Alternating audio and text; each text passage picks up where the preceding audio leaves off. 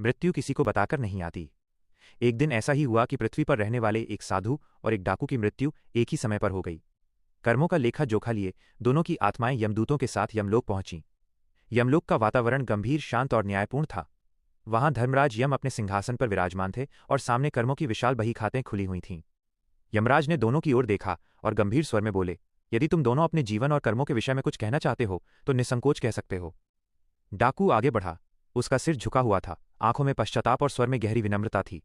उसने कहा, महाराज, मैं जानता हूं कि मैंने जीवन भर पाप किए हैं, निर्दोषों को लूटा, भय दिखाया, अपराध किए।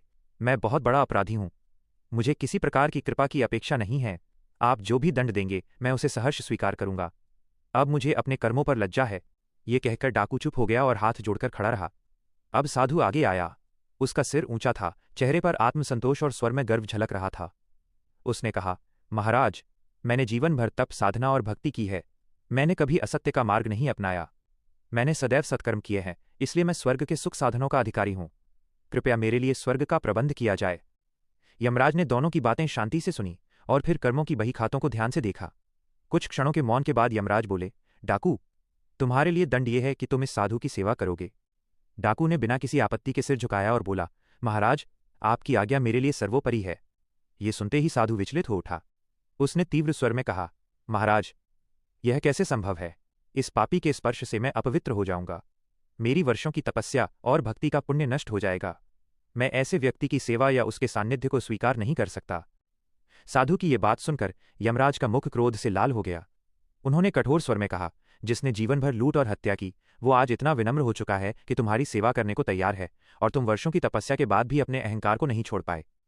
यमराज आगे बोले, तुम ये नहीं समझ सके कि हर प्राणी में वही एक आत्मतत्व विद्यमान है।